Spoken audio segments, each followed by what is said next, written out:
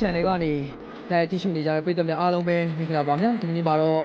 National League ကနေကြီးပူးကျပါတဲ့အတန်း22နှစ်အောက်လူငယ်ကြီးပြိုင်ပွဲရဲ့ Champion ဆုအတွက်အစိမ်းဖြစ်ဒိုစားပဲလက်ဒေတာနဲ့ဒီပါတို့ညချောင်းတောင်းဆောက်ပဲမော်ရီယာမီ IFB ဒီမှာချက်ထိန်ပါလေဒါအပြည့်ပြတော့မျိုးမျိုးသိနေတယ်ခွေးလာပြီးလက်ဖြတ်ချိုးရမယ်ဒီဟိုတော်လေးကောင်းတဲ့အထွေးက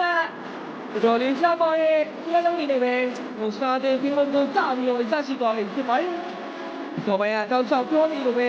ဒီနေ့မှာဆယ်ပြန်ဖြစ်ဖို့တော့မဖြစ်မနေအမှန်အမှုပြောနေတဲ့ဟိုအားတင်းလက်ရှိပွဲကိုအတွဲသက်ကအဖြစ်ကိုလုပ်ဖြစ်ခဲ့တယ်ဆိုတော့ဖြစ်ပါရဲ့နာကျန်းလေးလုပ်ရလာတဲ့အခွင့်အရေးကိုတော့အမှုတွေပေးရတယ်ဝင်ပြီးတော့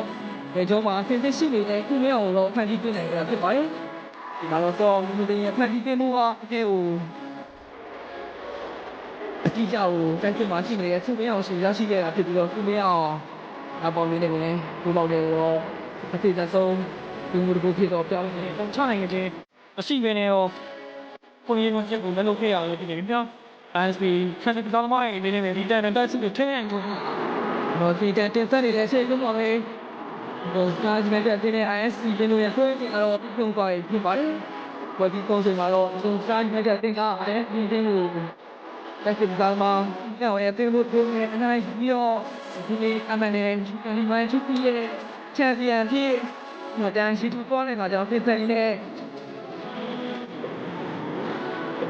တော့ရတဲ့ဟုတ်တဲ့စနေလို့တော့ကြားရမှာဆက်